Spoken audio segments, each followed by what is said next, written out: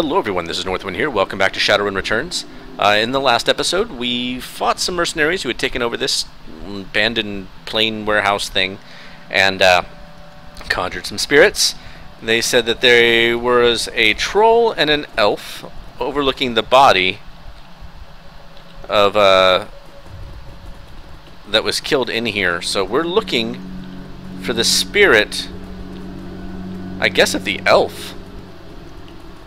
If that makes any sense. The elf died in here. We're looking to see if we can find that elf. Oh, wait, we've got something over here. We're gonna head over here. What's here? Blood. This is what the spirits want us to find. The piece of my brother's killer. It's not much, but it's enough. She scowls at it, looking over every bit she intends to reach through this small sample and dismember its owner from afar. And perhaps she can. Is this enough to target a spell? All I need is a drop and adequate time. But I'm still feeling quite drained. I'll need to rest before I can try something so involved. When I'm able, I'll commune with Bear, consult the spirits, and do what must be done. But in the meantime, you might take some portion of the sample to pursue a more conventional avenue of attack. I have some friends who might be able to help. Good. Let me know if you've learned anything about this elf and troll pair. And should you find them, I want to be there when they are brought low. I want to see the light leave their eyes. For my brother. I'll see what I can do. Alright. Is there anything else I can do in here? I don't think so. Can't go in there, and I don't see any, Let's take one last look to see if we can access this computer. I seem to remember there being a computer that I could access. But I guess I could only access it during the day. It's one of those daytime-only computers. Alright, let's head back to the Seamstresses Union. Let's get paid. And, I guess we have to go talk to Dresden. When you return to the Seamstresses Union in the early hours of the morning, it seems a completely different place. Bereft of the normal crowd that haunts it, the bar feels desolate, almost abandoned. It's eerie, like the back hallways of hotels and shopping malls. But you finally have a break in your case, a sample of the Ripper's blood. You just need to find someone to help you analyze it. Okay.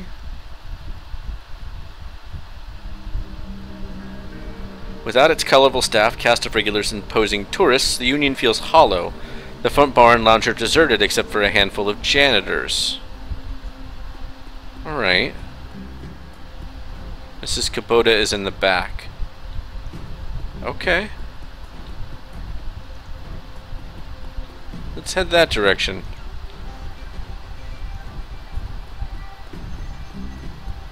Gathered around the intimate back bar, Mrs. Kubota and her coterie gather for breakfast, with the lady herself doing the cooking. The smell of soy calf and something resembling sausages fills the room. Let's talk. Oh, hi-oh. Would you like some... Forgive me. Oh my, but you look like hell. Thanks. Yeah, long night. Any run you can walk away from is a good one, so I've been told. I can tell you've been busy, and I can see by the look in your face that there's something that you need. Is this about the Ripper? Yeah, I found some DNA evidence and I need help analyzing it. That is excellent. I will unlock the piano so that you may go downstairs. I am certain someone in the safe house will be able to help you, if they are awake. It is likely that you will visit the Matrix before the day is done. Thanks. Mate kudasai. Good luck. Hey, Clue. How are you? Evening, sir. What's the word around town, Mr. Clue? There's been more talk of river killings. Some people are saying they're hate crimes on account of the victim's stall being human. There's more to it than just that. My thoughts exactly. People are just too quick to label something a hate crime. Check the census. The city is still 66% humans. Close your eyes and throw a rock, you're more than likely to hit a human. Doesn't make it a hate crime. Still a crime, though, and that should be enough. Don't worry. Not going to start throwing rocks. Wouldn't want to reinforce the stereotype. I'll leave you to your business, sir. Alright, let's head downstairs. Maybe we can buy some new stuff. We do have quite a bit of money that we got. We've been doing a lot of legwork on this job, but it's only going to require a trip to cyberspace and back to ID the Ripper. The Matrix, the cybernetic analog of the inside of the grid, the worldwide computer network. A digital world, information brought to life inside cyberspace. Your avatar does all the work while your meat body's left behind. All around your avatar are pathways to other nodes filled with data, IC, counter-intrusion programs, and other jacked-in runners. Cyberspace has as many dangers as the meat world, and more. Locked doors, security countermeasures, and black ice that can fry a Decker's brains. Every movement you make in the Matrix can be tracked. If you aren't careful, getting dump shocked out and your brain gets fuzzy for a bit, get hit by an enemy Decker, and you can die. They can fry your brain by frying your deck. Black ice ain't nothing to mess with. Alright, what do we got? David Fry the Second. Let's see. Can't do anything with the magic guy, he's not here. What about this guy? I was hoping I might find peace and quiet tonight. You got something for me? Got a flight recorder. Wouldn't happen to be an Ares flight recorder, would it? Some very powerful buyers are looking for that right now. I can get rid of it for you. Say 20%? That leaves $2,000 for you. I know what I have. Make it $2,500 and it's yours. Shrewd? Alright, I'll do you a favor. Nice. Okay. I was hoping we'd do that. It looks like these are data points, but I don't have the ability to jack into things, so it doesn't do me very much good. Alright, so let's go talk to David Fry II. Morning. You look like you've been up all night. You look like you've seen some action, too. Suppose I could use a shower. You're here to buy equipment? Negative. Need DNA analysis. I can help you out. Doc Castle's equipment isn't really set up for that. However, I could employ a semiconductor chip. Could decode DNA using a voltage change instead of light. That would eliminate the use for high expensive equipment that would be required otherwise. I just read a journal about it, so the information's still fresh. Frankly, it should be easy. What do you want to know about it? The owner's identity? Ah, that's beyond me. All I can get you is the gene code sequence. But that's where I come in. David, if you can give me that code sequence, I'm pretty sure we can track the owner down via a Matrix run. Will do. Let me have the DNA, and you want to test. Alright, well, let's get him stuff. Archon, when David gives me the sequence, I'll jack in and help you trace the blood sample back to its source. If this works, I'll bring back more than just a sample. Whose blood is it? Could be the Emerald City Ripper. No Drek. Wake up, Johnny boy, you got work to do. And Archon, if you need any gear, I'll be right here. Just got a second win. Meet you at my rig, Archon. Nice. Let's get some gear.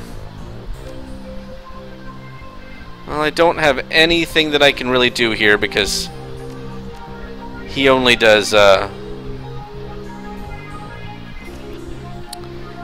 he only does Matrix stuff, and I am not a Matrix user. But I did just get a couple. Holy crap, I have 20 karma now? Where did I get 20 karma? By... See ley lines visible through FOW. Ooh, doing good. Nearly there. 3 more and I can actually get more spellcasting. What's this last one do? This is the maximum for human elves and trolls, and this is the maximum for dwarves. I wonder if dwarves have higher spellcasting. It's so weird. Alright. No problem. Let's talk to Johnny Clean. Thanks to the semiconductor-based gene sequencing system that David employed, we should have the information we need to track the Ripper in the Matrix. I'm really impressed with his results, considering it was a first attempt. He's using an unproven technique he'd read about in a science journal, and he was working from memory on minimal sleep. That's great, Professor. What's the plan? We hit the Lone Star DNA database first to see if our donor has prior criminal record. They have extensive DNA archives, then we go hunt based on what we find. Let's hit the decks and jack into the Matrix. I can get you into their private grid easily, but I've got to warn you, once we're in, it can get a little rough. How much decking experience have you had? 0. No experience. I have a TrodeNet here. It's a headband you wear that lets you piggyback me into the Matrix. You'll see and hear everything I do. Nice. Let's go into the Matrix. I've been excited about this. I don't have anything that actually do anything with him, but what do we got here? Programs? Well, let's take a look. Your synapses light up as you connect your consciousness to the digital world. Although you aren't jacked like Johnny, Sensation is overwhelming and electrifying. You can only imagine the way it feels for him. Alright, this is super interesting. Okay, we need to get into the matrix this way. This is the next node. Alright, so we have to go to the Lone Star data store. Oh, crap. Alright. Ooh.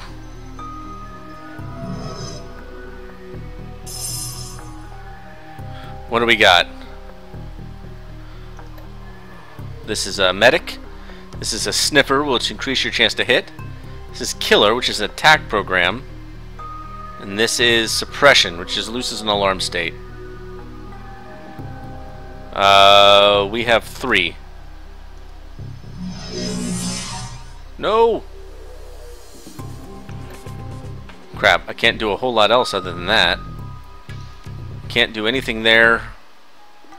Can we just attack him? Alright. 50 IP damage. Ooh.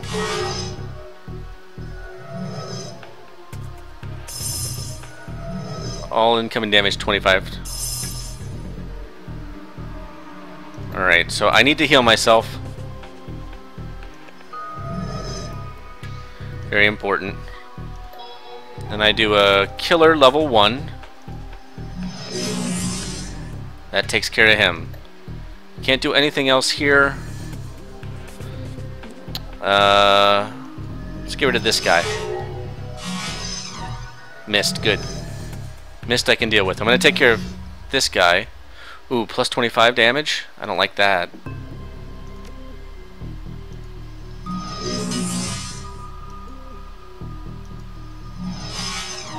One more? Excellent, okay. Can we take this guy out again? Come on. Ooh. Still not doing great on this. Alright, Icy's down. I need to heal though. Like, seriously need to spend some time healing. Can't do anything until that's done though. Access. Lone Star. Okay, 100% match, that's good. Silas Forsberg, deceased. Chop shop surgical assistant. Breaking and entering 2 counts. Public indecency 1 count. Brought in for questioning on unlicensed plastic surgery. No charges were filed. 100% match to a dead man.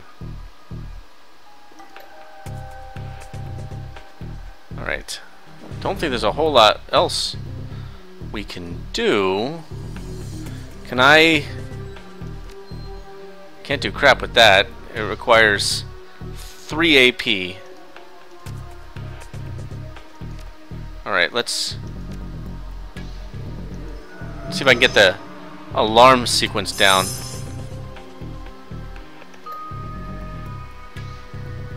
And then we'll heal ourselves again. Alright. Can't really do much else there, but I can try to go through some of these. That's another node. Anything over here? Autopsy records. Oh, crap.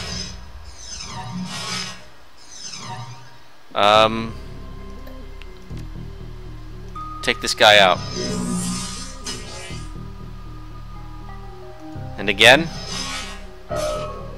That's good.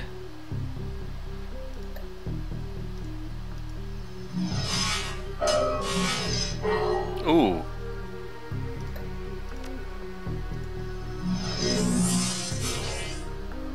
Okay, excellent. Still can't lower things, but I can heal myself a little bit more. Autopsy records. Silas Forsberg, subject was found overdosed on a half a dozen different sedatives. Several anti-anxiety medications were also found in his system. Face was mutilated, possibly self-inflicted. Identity could not be confirmed immediately due to disfigurement. Had to check dental records to confirm. No next of kin. Large puncture wounds were found in the chest, found in several places in the body, possibly large bore surgical needles. Body had been decomposing for several weeks before the landlord noticed the smell and called the police when no one answered the door. Okay. That's not weird. That right there, sure enough, is, he faked his death, is what that is. Let's see here. I think we gotta go back. I use the... yeah, here we go. Just want to keep our alarm level down here, just in case. Not great, but not bad. It's over here. Alright, we got some more attack programs. We got another white sentry here. So let's take on this guy.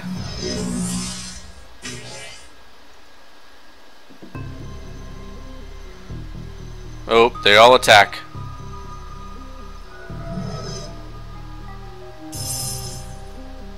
Sniffer accuracy plus 15.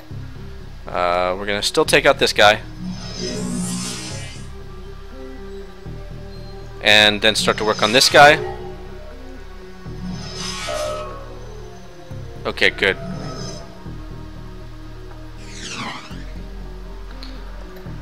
Let's take you down.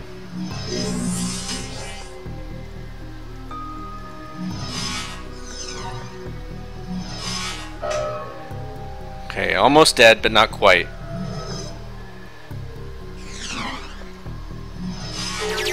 Excellent. Okay, so we have the noose net. Still can't do anything here. Let's check the news net.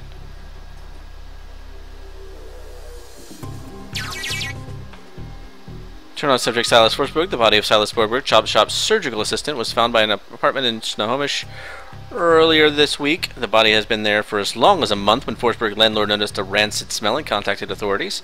Lone Star representatives had issued a statement saying Forsberg's death has been ruled a suicide. According to reports, his body has massive puncture wounds, and the cause of death was determined to be an overdose of anti-stress medication and sedatives. The man's employer claims he was a dedicated employee, though the suffering from bouts of depression. Forsberg's next of kin could not be located, but the attorney who pointed to his estate has located a will-written weeks prior, leaving all the belongings to his psychiatrist. The identity of the psychiatrist was not been released due to privacy concern. Yet another sad end to a life, as far as too common here in the sprawl. Alright, well, now that might be something we can go on. Let's group in meat space for a bit. Okay. How do we jack out?